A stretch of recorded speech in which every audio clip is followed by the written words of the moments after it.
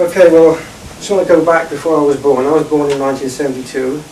In 1971, before that time, my mother and father and two sisters and a brother lived in a place called Aldershot in England. And at that time there was a recession like now, basically it was worse than now actually. My father couldn't find work anywhere, and he decided he was going to sell the house, move somewhere in the middle of nowhere, buy a piece of land and a house, so if the worst comes to the worst, he could grow some crops, feed his family. That was his wisdom. He went down to Cornwall and Wales and he looked and couldn't find anywhere. And then on one visit on the way back he called into an estate agent and said, if you find anything, give me a ring. So about a week later, this estate agent rings over and says, I've got this piece of land, 14 acres, it's got a house, few sheds, there's no electricity and no water. And my dad says, I'll have it. and he says, what do you mean you'll have it? You haven't even seen it yet. He said, don't worry about it, I'll have it. Right now, 3 days before that, my dad wasn't a Christian then, remember, but he was sat in his kitchen, he had an open vision in his kitchen, just like watching a cinema screen, of this property that he bought. Wow.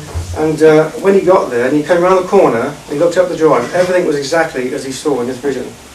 And he wasn't even a Christian at that time. In the natural, obviously my father had his ideas of why he was to move there, but God had different ideas. In that village there was a pastor and his wife in a church a few miles up the road, and he asked us if us children wanted to go to Sunday school. So they sent us off, a bit of peace and quiet I guess. And when I was 4 years old, I remember being in this chapel and I was listening to this guy preach, and I was sat in the pew and the power of God came on and I began to shake uncontrollably, and you ever been in the cold and your teeth chatters, like it was like that. It was so strong, and I never ever forgot that experience. From that time on I had a conscience of God that I never did before, and my conscience was always sharp as a razor from that time on. I just wouldn't do things other people did. Okay, well basically after that we moved to another part of Wales, a place called Fishguard, just out of Fishguard, and I was about 7 years old then, and not long after that my mum fell ill with cancer, and just after that my dad started to go to church periodically. When I was about 10 years old my mum finally died of cancer, which obviously caused lots of issues and problems with the family, and I think it affected me in many ways, but it was many years later before I actually realised just how much it affected me. You know, my mother has a huge input into a child, and without that, you obviously got things missing. But I believe over the years that God has replaced that in my life. I believe that He's touched my life in the areas and helped me with that. Good. Just after my mum died, my dad really started to go to church every week. He still wasn't a Christian. He took me and my brother, and I heard the gospel every single Sunday, and it didn't affect me. And I didn't disagree with it or nothing like that. It just didn't affect me. And about 2 years after that, when I was 12, we went to another town and we visited a church. And in this particular church, this pastor used to hold like what you call a mission once a year for a week, 7 nights of outreach mission. And for some reason, my father took us all along to this meeting. And my whole family was there, and this guy was preaching, and the conviction was so much on me. And I was thinking, gosh, my whole family's here, none of them are Christians. What are they going to think of me? So eventually the conviction got so strong that I just went out the front, and there was the same kind of thing again. The power of God came on, I just fell on the floor in a heap, and tears and all the rest of it. And my dad afterwards said, why didn't you catch him?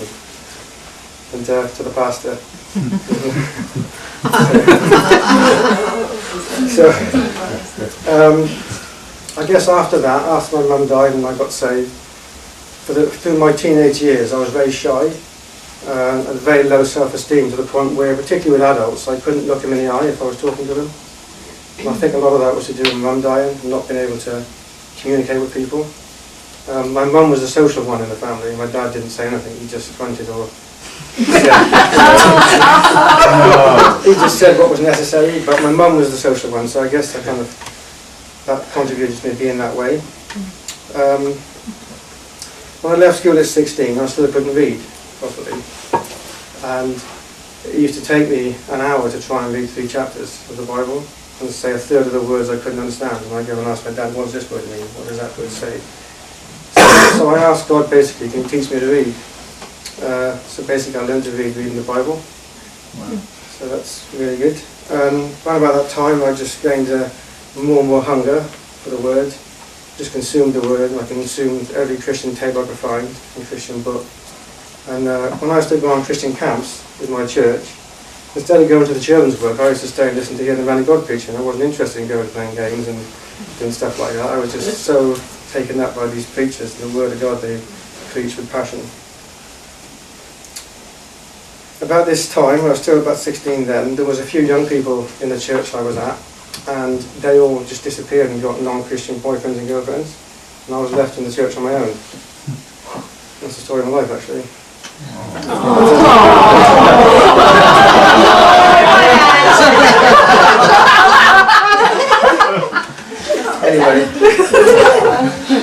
Anyway, after I stayed there for about 2 years, and then I spent about a year away from church, really. I didn't go away from God, church just didn't add up to me, really, at that point.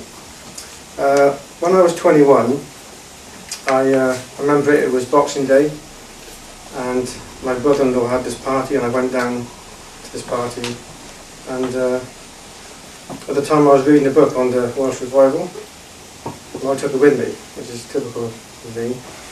And about 10 minutes into the party, I decided I was going to continue reading this Welsh Revival book. So I go into the back bedroom, and I was reading this book for about 2 hours.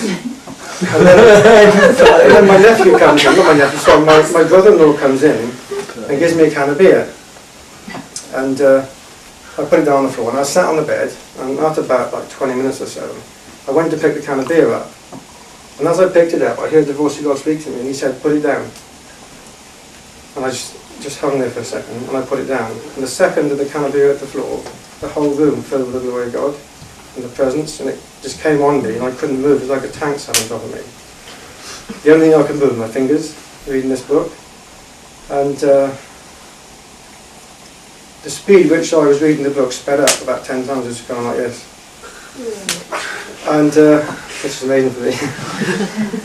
But that glory and that weight of his presence kind of wore off over a period of about 7 days, slowly.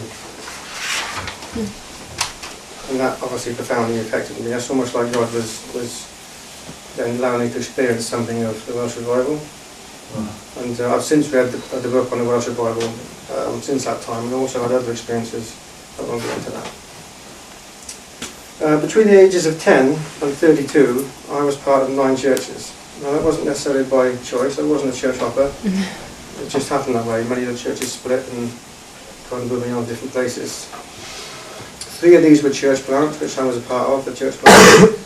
4 of the churches split, and 2 closed down. They just folded up basically. It was usually down to lack of leadership or lack of vision, lack of foundations. By this time, I was 30 years old, and I'd been seriously into church, I guess, for 22 years, I guess, something like that. And by this time, I completely had enough of church, to be honest with you.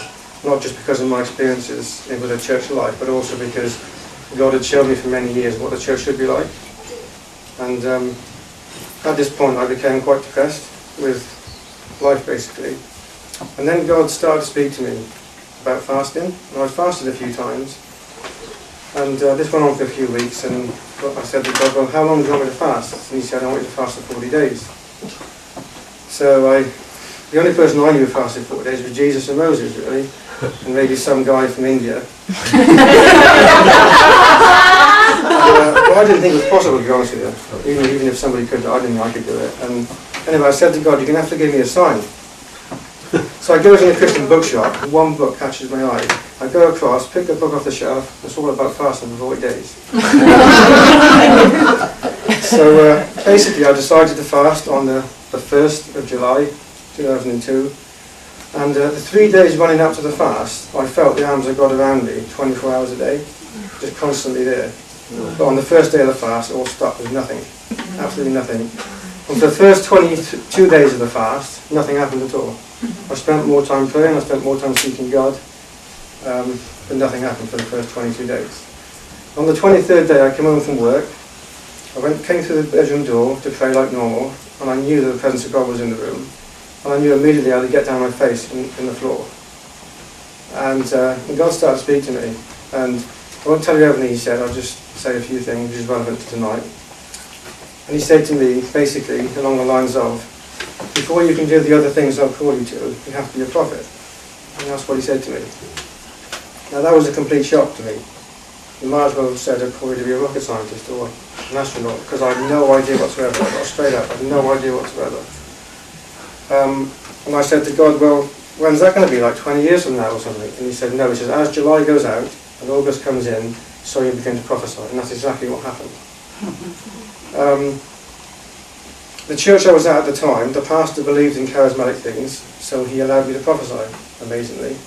And I remember I gave a word the first week, and it had quite an effect on the church. And then the second week, God gave me a word, and I thought to myself, you can't give 2 words 2 weeks in a row. I didn't know any different. I just thought God spoke to prophets like once every 6 months or something. Not. I also want to mention I wasn't brought up around prophets. I heard there were prophets. I'd seen maybe 1 or 2, but I didn't really know much about it. So I guess looking back over my life, the only thing that really, looking back at it, may have been hinted towards me being a prophet was the fact that I always had this affinity, that's quite weird, isn't it, for John the Baptist. Whenever I read about the life of John the Baptist, there was something about him as if he was a brother. It's just, so I love John the Baptist, and obviously didn't put 2 and 2 together.